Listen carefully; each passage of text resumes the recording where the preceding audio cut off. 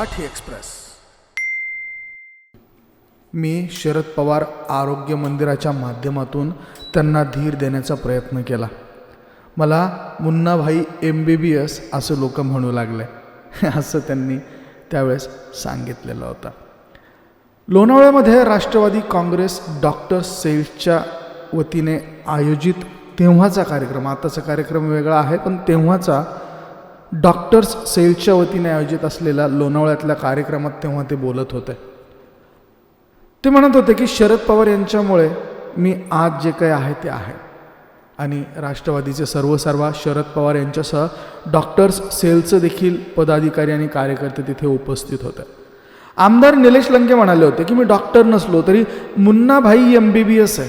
हो, मला लोक तसंच म्हणतात, कारण कोरोना काळात मी रुग्णांना हाताळत होतो. कोरोना सेंटरवर आलेल्या व्यक्तीला पहिल्यांदा मीच तपासायचो. मी डॉक्टर नाही, पण मी थोडा अभ्यास केला, प्रत्येक रुग्णाला आधार दिला, त्यांचं दुःख दूर करण्याचा प्रयत्न केला, तिथं मनोरंजनात्मक उपचार केला. कारण मी कोरोना सेंटर नव्हतं उभं केलं, तर शरद पवार आरोग्य मंदिर उभं केलं होतं. रुग्णाच्या गळ्यात हात घातला की 80वरचा ऑक्सिजन 90वर जायचा. रात्री अपरात्री धीर मी त्यांना द्यायचो. 5 महिने शरद पवार आरोग्य मंदिर सुरू होतं. 4 महिने मी तिथंच रुग्णांबरोबरच झोपत होतो. मला सर्व स्वतःला झोकून दिल्याचं आठवतं. कोविड सेंटरचं उद्घाटन करून केवळ आदेश दिले नाही, तर तिथे राबलो, तिथे रुग्णांची सेवा केली असं निलेश लंके त्यावेळेस म्हणाले होते. त्यांनी एक आठवण देखील सांगितली होती की विद्यार्थी कोरोनाग्रस्त झाले होते आणि त्यांना मी तुमचा पालक आहे असं म्हणून त्यांची भेट घेतली होती.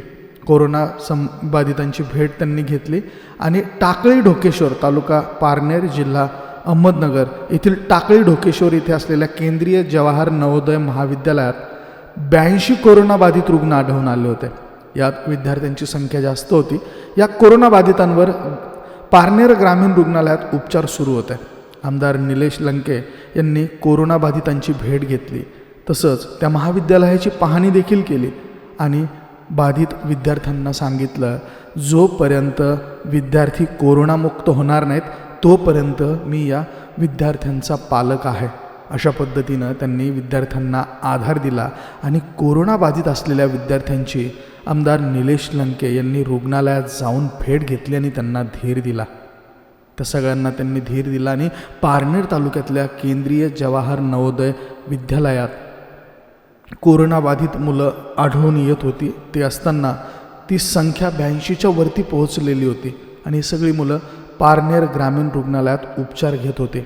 आमदार निलेश लंके या सर्व बाबींवर लक्ष ठेवून होते आणि त्यांनी उपचार घेत असलेल्या मुलांची भेट घेऊन त्यांच्या तब्येतीची चौकशी केली. त्यांना सांगितलं, मी तुमचा पालक आहे, तुम्हाला कोणतीही अडचण आली तर मला सांगा, आणि असा आधार त्यावेळेस त्यांनी मुलांना दिला होता. आमदार निलेश लंके यांनी मुलांचं मनोबल वाढवलं होतं. ते त्यांना म्हणाले होते की मी पालक आणि विद्यार्थ्यांनी घाबरून जाऊ नये, काळजी करू नये, उपचारासाठी दाखल झालेल्या विद्यार्थ्यांची काळजी घेतली जाईल, सर्वोत्तम उपचार केले जातील. जोपर्यंत विद्यार्थी कोरोनामुक्त होणार नाहीत तोपर्यंत मी या विद्यार्थ्यांचा पालक आहे आणि या सर्व बाधित रुग्णांना लागणारा सगळा खर्च निलेश लंके प्रतिष्ठानच्या वतीने मोफत केला जाईल. प्रशासनाला आणि आरोग्य विभागाला सतर्क राहण्याच्या सूचना त्यांनी त्यावेळेस दिल्या. नवोदय विद्यालयात 70 विद्यार्थी कोरोना पॉझिटिव्ह आढळले होते. याच विद्यालयातील आणखी 12 विद्यार्थ्यांना कोरोनाची लागण झाल्याचं समोर आलं होतं. महाविद्यालयातील बाधितांचा आकडा आणि तो 82च्या वरती पोहोचलेला होता आणि आणखीनही आकडा वाढू शकतो असं सांगण्यात येत होतं. पारनेरचे राष्ट्रवादीचे आमदार निलेश लंके यांनी कोविड सेंटर उभारून कोरोनाग्रस्तांना मोठा दिलासा त्यावेळेस दिला होता. मंडळी, भाजप आमदार श्वेता महाले यांनी देखील या कोविड सेंटरला भेट दिली होती आणि त्यावेळेस भाजपच्या आमदार असलेल्या श्वेता महाले यांनी राष्ट्रवादीचे आमदार असलेले निलेश लंके यांचं काम आदर्शवत असल्याचं सांगत कौतुक केलं होतं.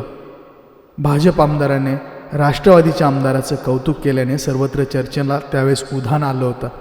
राष्ट्रवादीचे आमदार निलेश लंके यांनी अहमदनगरमधल्या पारनेर तालुक्यात भाळवणी येथे कोविड सेंटर उभारलेलं सगळ्या महाराष्ट्राला माहिती आहे आणि त्याच दरम्यान भाजपच्या आमदार श्वेता महाले यांनी त्यांच्या कोविड सेंटरला भेट दिली होती. आमदार निलेश लंके हे विधानसभेतील आमचे चांगले सहकारी आहेत. वैद्यकीय क्षेत्रातील अनुभव नसतानाही गेल्या 2 वर्षांपासून ते कोरोना काळात राज्यात आदर्श काम करत आहेत, अशा शब्दांमध्ये भाजप आमदार श्वेता महाले यांनी राष्ट्रवादीचे आमदार निलेश लंके यांच्या कामाचं कौतुक केलं होतं. तर मंडळी, निलेश लंके हे अहमदनगर जिल्ह्याच्या पारनेर मतदारसंघाचे आमदार आहेत. 2019च्या विधानसभा निवडणुकीमध्ये राष्ट्रवादी काँग्रेसच्या तिकिटावर ते निवडून आले. पहिल्यांदाच ते आमदार म्हणून निवडून आले. त्यांनी 3 वेळा निवडून आलेल्या शिवसेनेच्या विजय औटी यांचा पराभव केला होता. लंके यांचे वडील हे प्राथमिक शिक्षक होते, प्राथमिक शाळेमध्ये शिक्षक होते. 12वीपर्यंतचं शिक्षण घेतल्यानंतर त्यांनी ITI केलं आणि काही काळ ते काही कंपन्यांमध्ये काम करत होते. हंगा स्टेशनवर त्यांनी छोटं हॉटेल देखील सुरू केलं होतं, परंतु काही काळाने ते बंद करावं लागलं आणि त्यानंतर त्यांनी सामाजिक काम करायला सुरुवात केली.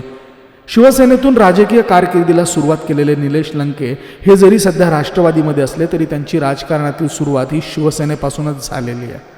भारतातलं वाढतं कोरोनाचं संकट आणि संपूर्ण जगासाठी धोक्याची घंटा बनत चाललेल्या कोरोनाचं संकट हे भारताच्या मोदी ब्रँडसाठी धक्का आहे का, असं त्यावेळेस बोललं जाऊ लागलं होतं. वयाच्या 15व्या वर्षी शिवसेनेच्या शाखा प्रमुख पदापासून त्यांनी कामाला सुरुवात केली.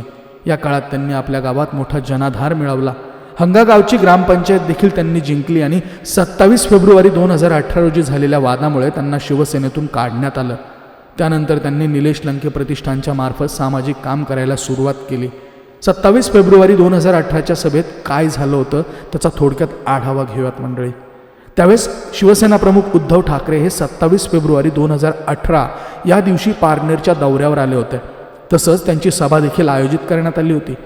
या दौऱ्याच्या वेळेस गोंधळ झाला. या घटनेविषयी BBC मराठी दैनिकचे लोकमतचे अहमदनगर आवृत्ती प्रमुख सुधीर लंके यांच्याकडून जाणून घेतलं होतं.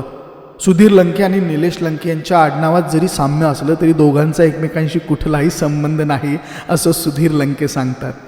फेब्रुवारी 2018 रोजी उद्धव ठाकरे पारनेरमध्ये आले होते. ठाकरे यांच्या दौऱ्यात गोंधळ झाला. काही कार्यकर्ते ठाकरे यांच्या गाडीसमोर आडवे आले. दगडफेक देखील झाली होती.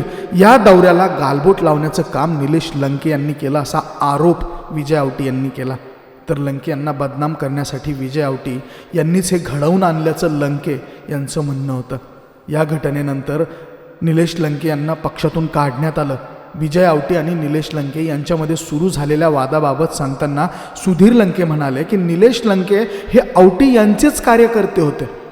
लंकेंचा जनसंपर्क मोठा होता. दोघांच्या कामाची पद्धती वेगळी वेगळी होती. लंके थेट लोकांमध्ये मिसळतात, तर औटी त्या अर्थाने सोफेस्टिकेटेड नेते होते.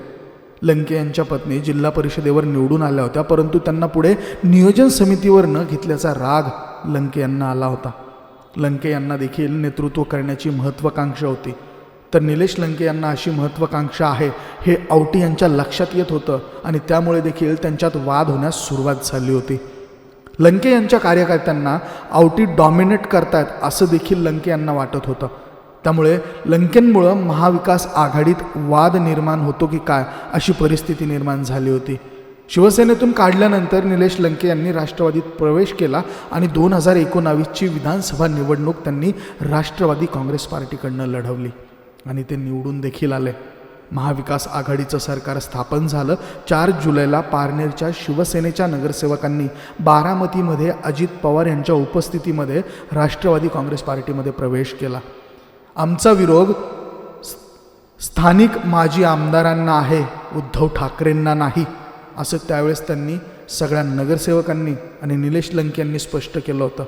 बंडखोरी करणारे नगरसेवक हे निलेश लंके यांचे जुने कार्यकर्ते होते. आम्ही निलेश लंके यांच्यासोबत राहणार, पुन्हा शिवसेनेत जाणार नाही, असं या नगरसेवकांनी त्यावेळेस म्हणलं होतं.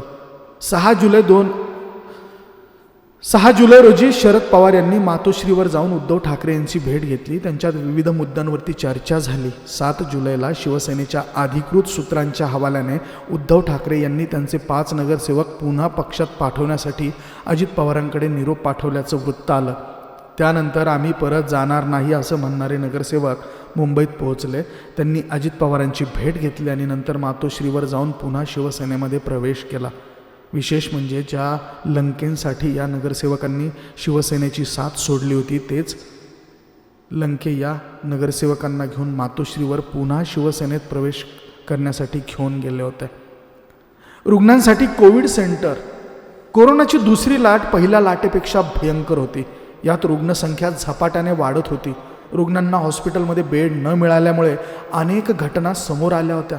त्यामुळे कोरोना रुग्णांना उपचार मिळावेत यासाठी निलेश लंके यांनी पारनेर तालुक्यामधल्या भाळवणी येथे शरद पवार यांच्या नावाने 1000 बेड्स असलेलं कोविड सेंटर सुरू केलं.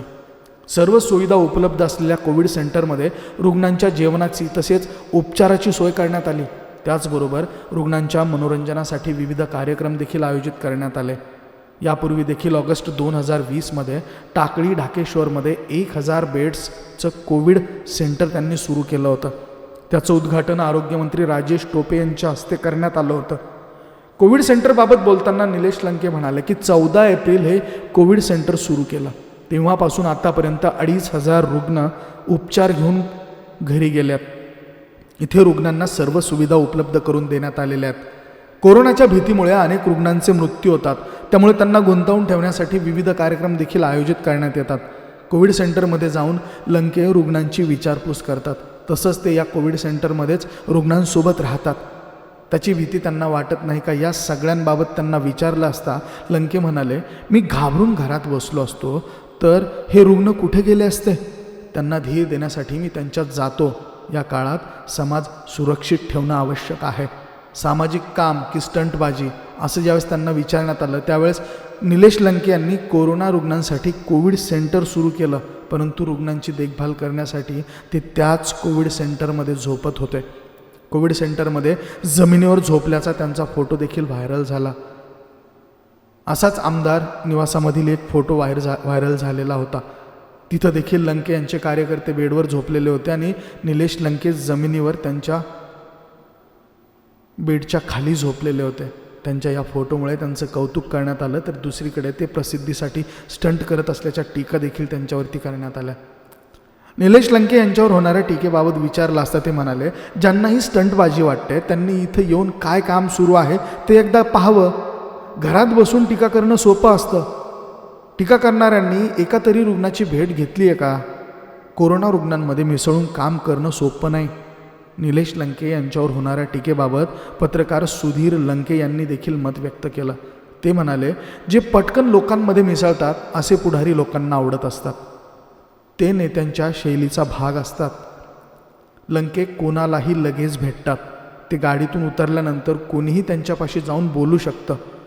कोविड सेंटरमध्ये देखील ते रुग्णांची जातीने विचारपूस करायचे, त्यांची ऑक्सिजन पातळी तपासायचे. याला कोणी स्टंटबाजी म्हणू शकेल, पण त्यांच्या या कामात सातत्य आहे आणि ते या ठिकाणी असे वागतात असं नाही, तर प्रत्येक कार्यक्रमात ते असेच थेट लोकांना जाऊन भेटतात. त्यामुळे मला ही स्टंटबाजी वाटत नाही. कार्यकर्त्यांमध्ये मिसळून काम करण्याची शैली निलेश लंके पुढाऱ्यासारखं वागत नाहीत. ते सामान्य नागरिकांमध्ये लगेच मिसळतात. त्यांच्या याच काम करण्याच्या शैलीमुळे त्यांनी अनेक कार्यकर्ते जोडल्याचं सुधीर लंके यांनी सांगितलं.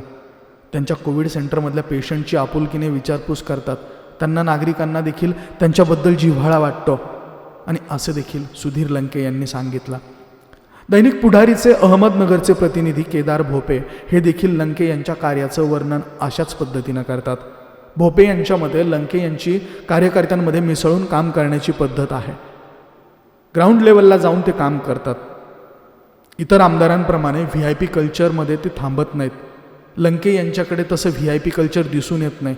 त्यांनी त्यांच्या लंके प्रतिष्ठानच्या माध्यमातून अनेक सामाजिक कामं केलेली आहे आणि त्यामुळे लोक त्यांना जोडले गेलेले आहेत असं देखील म्हटलं जातं. मंडळी, हा व्हिडिओ तुम्हाला कसा वाटला आम्हाला कमेंट करून नक्की कळवा. आवडला असेल तर निश्चितच शेअर जरूर करा. धन्यवाद.